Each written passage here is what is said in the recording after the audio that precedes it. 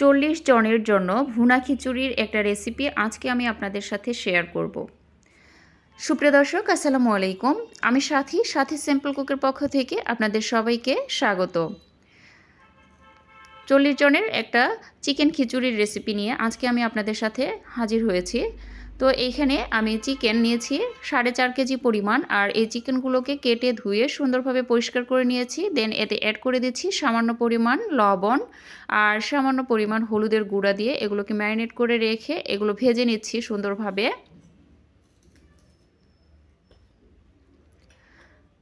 যেহেতু চিকেনের পরিমাণটা একটু বেশি, তাই একটা কড়াইয়ে সম্ভব না, তো 2-3 বারে আমি সবগুলো চিকেন এই যে ভেজে নিয়েছি। এখন চুলায় চুলায় একটি হাঁড়ি বসিয়েছি, আর হাঁড়িটা খুব ভালোভাবে গরম হয়ে এলে এতে দিয়ে দিয়েছি 1/2 কেজি তেল এবং 1/2 কেজি পরিমাণ পেঁয়াজ কুচি। পেঁয়াজ কুচিটাকে একটু ভেজে নিতে হবে।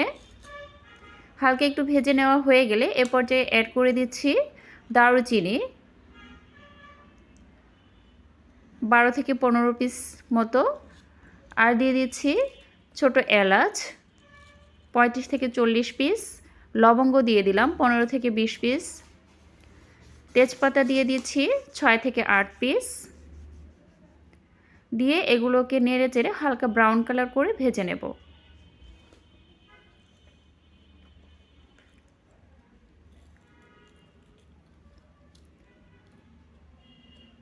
এগুলো মোটামুটি ভাজা হয়ে গেছে। এখন আমি এতে অ্যাড করে দিচ্ছি বাটা মশলা। আদা বাটা দিয়ে দিলাম 5 টেবিল স্পুন মতো, রসুন বাটা দিয়ে দিচ্ছি 5 টেবিল স্পুন, আর দিয়ে দিচ্ছি জিরা বাটা 3 টেবিল স্পুন। দিয়ে এই সব মশলাগুলোকে এর কাঁচা গন্ধটা চলে যাওয়া অবধি আমি একটু নেড়ে চেড়ে ভেজে নিচ্ছি।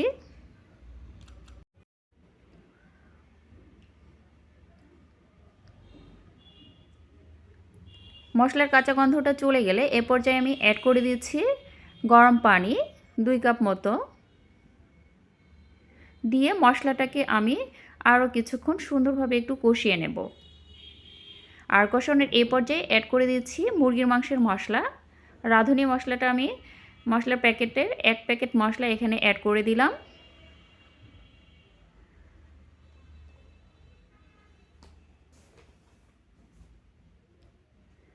দিয়ে এটাকে এখন কষিয়ে নেব যতক্ষণ এর তেলটা উপরে ভেসে উঠছে। মোটামুটি কষানো হয়ে গেছে। এখন এতে অ্যাড করে দিচ্ছি লবণ 3 টেবিল চামচ মতো। আমি পরে লবণ যদি লাগে তাহলে অ্যাড করে দেব, যেহেতু এটা অনেকজনের রান্না, আসলে লবণটা একটু বুঝেই দিতে হবে। আর দিয়ে দিচ্ছি হলুদের গুঁড়া 2 টেবিল চামচ মতো। হলুদের কালারটা কেমন আসে সেটার উপর ডিপেন্ড করে অবশ্যই হলুদের গুঁড়াটা অ্যাড করতে হবে। এই হলুদের কালারটা ভীষণ ভালো, তা আমি সামান্য পরিমাণ দিলাম। এটাতেই আশা করছি অনেক ভালো একটা কালার পাবো। এই শুকনা উপকরণগুলো দিয়ে এখন আমি এটাকে কষিয়ে নিচ্ছি।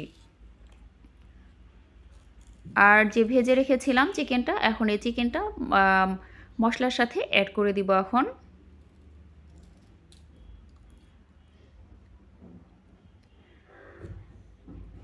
চিকেনটা মশলার সাথে ভালোভাবে মিশে যাওয়া পর্যন্ত একটু নেড়ে চেড়ে নিচ্ছি।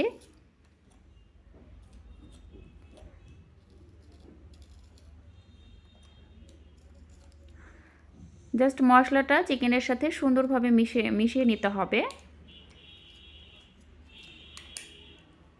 আর এই যে এইখানে আমরা চাল নিয়েছিলাম মোটামুটি 4 কেজি, 4 কেজি, আর এই 4 কেজি চালকে 3 ভাগে ভাগ করে নিচ্ছি। সবগুলো চাল একটা পাতিলে রান্না করা সম্ভব না, এতে করে চাল ফুটবে বা ফুটবে না।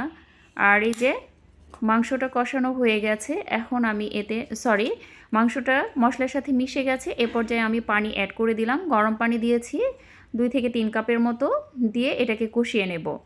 আর কষানোর এই পর্যায়ে অ্যাড করে দিচ্ছি 1 কেজি পরিমাণ আলু। এই যে এর খোসাটা ছাড়িয়ে নিয়েছি, নিয়ে মাঝখান থেকে ফালি করে নিয়েছি।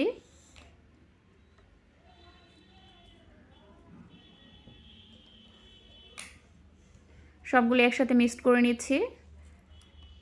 এ পর্যায়ে অ্যাড করে দিচ্ছি ডাল, মসুর ডাল 1/2 কেজি আর মুগ ডাল 1/2 কেজি। মুগ ডালটাকে আগে থেকে ভেজে সুন্দরভাবে ধুয়ে নিয়েছি। মসুর ডালটা শুধু ধুয়ে নিয়েছি, নিয়ে এর সাথে অ্যাড করে দিলাম।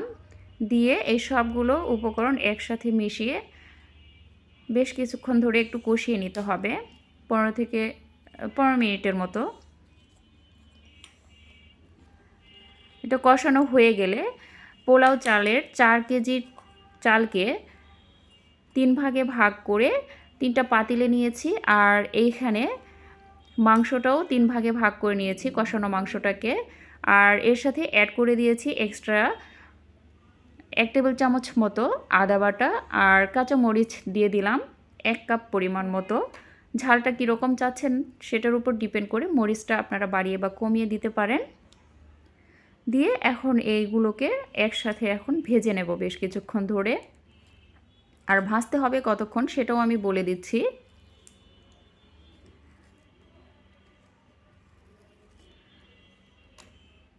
এটা অবশ্যই অনবরত নাড়াচাড়া করতে থাকতে হবে, তা না হলে নিচে লেগে যেতে পারে। আর লেগে গেলে কিন্তু খিচুড়ির টেস্টটা নষ্ট হয়ে যাবে, গন্ধ হবে। তো চেষ্টা করবেন অনবরত নাড়াচাড়া করতে। আর পরিমাণে যেহেতু একটু বেশি, সেহেতু নাড়াচাড়া করতে থাকতে হবে।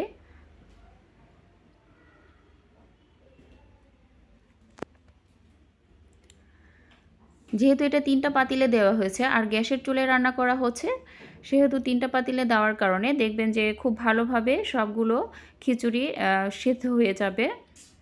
কোনো চাল চাল ভাব ছিল না।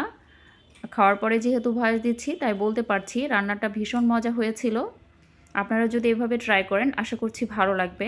আর আমার আজকের রেসিপিটা যদি ভালো লেগে থাকে তাহলে অবশ্যই একটা লাইক ও ফ্যামিলির সাথে শেয়ার করবেন। আর এরকমই সহজ আর মজা মজার রেসিপি পেতে আমার চ্যানেলটিকে সাবস্ক্রাইব করে পাশে থাকা বেল আইকনটিকে অবশ্যই প্রেস করে রাখবেন, যাতে করে খুব সহজেই আমার রেসিপিগুলো আপনারা পেয়ে যান।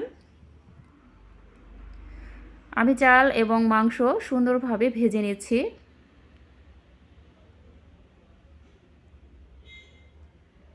মাঝখানটায় সুন্দরভাবে নাড়াচাড়া করতে হবে, তা না হলে মাঝখানে কিন্তু লেগে যাওয়ার সম্ভাবনা বেশি থাকে, সাইডে কিন্তু খুব একটা লাগে না।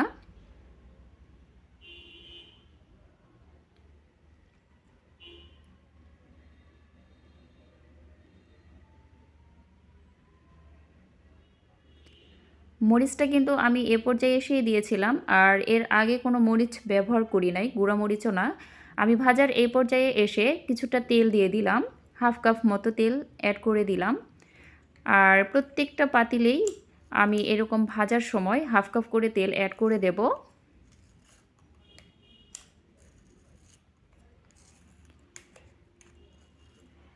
এতে করে লেগে যাবে না। আর এই যে একটা চাল হাতে নিয়ে যদি এরকম করে চাপ দেওয়া হয় খুব সহজেই ভেঙে যায়, তাহলে বুঝবেন যে ভাজা হয়ে গেছে। সেই পর্যায়ে এখন আমি অ্যাড করে দিচ্ছি পানি। এখানে আমি গরম পানি দিয়ে দিলাম, চাল যে পরিমাণ নিয়েছিলাম তার ডাবল পানি দিয়ে দিলাম। যদি এটা বিরিয়ানি হতো তাহলে ডাবলের থেকে একটু কম দিতাম, তাহলে ঝরঝরে হতো। আর যেহেতু এটা খিচুড়ি একটু নরম ভাব থাকবে, তাই আমি পুরোপুরি ডাবল পানি দিয়ে দিলাম। একটু নরম নরম হবে, খিচুড়ি খেতে অনেক মজা লাগবে। এখন এটাকে সুন্দরভাবে নেড়েচেড়ে আমি ঢাকনা দিয়ে ঢেকে দিচ্ছি বলক আসা অবধি। আর চুলার আঁচটাকে হাইয়ে রেখেছি এ পর্যায়ে।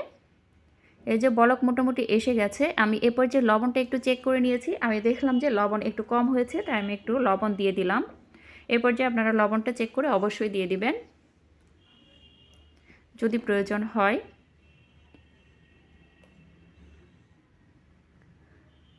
বলক আসলেও কিন্তু এটা নাড়াচাড়া করতে হবে, এ পর্যায়েও লেগে যাওয়ার সম্ভাবনা থাকে। মাঝে মাঝে ঢাকনা খুলে অবশ্যই নাড়াচাড়া করে দিতে হবে।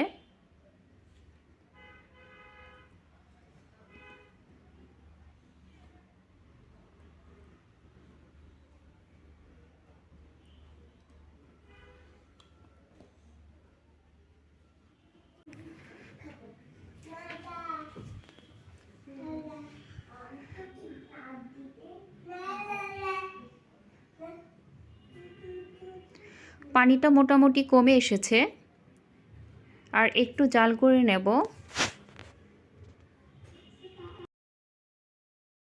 এই যে পানি একদম তলায় চলে গেছে। এখন আমি চুলার আঁচটাকে একদম কমিয়ে রেখেছি, মিডিয়াম টু লোতে রেখেছি।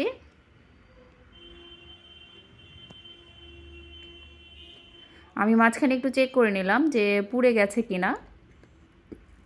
যেহেতু খুন্তিতে কিছুই লেগে নাই, তো বোঝা যাচ্ছে যে পড়ে নাই। এখন আমি চুলার আঁচটাকে একদম লোতে রেখে এটাকে ঢাকনা দিয়ে কিছুক্ষণ দমে রেখে দিব, 10 থেকে 15 মিনিটের জন্য।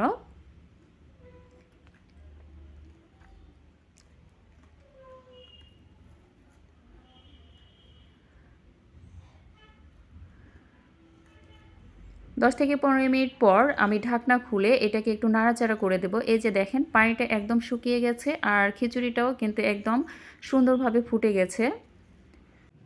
আমি সেমভাবেই 3টা পাতিলে খিচুড়িটা রান্না শেষ করেছি আর সবগুলো পাতিলের খিচুড়ি সুন্দরভাবে ফুটে গেছে। আমার রান্নাটা কমপ্লিট হয়ে গেছে। এতক্ষণ ধরে আমার রেসিপিটা দেখার জন্য আপনাদেরকে অনেক অনেক ধন্যবাদ। আজকের মতো বিদায় নিচ্ছি। আল্লাহ হাফেজ।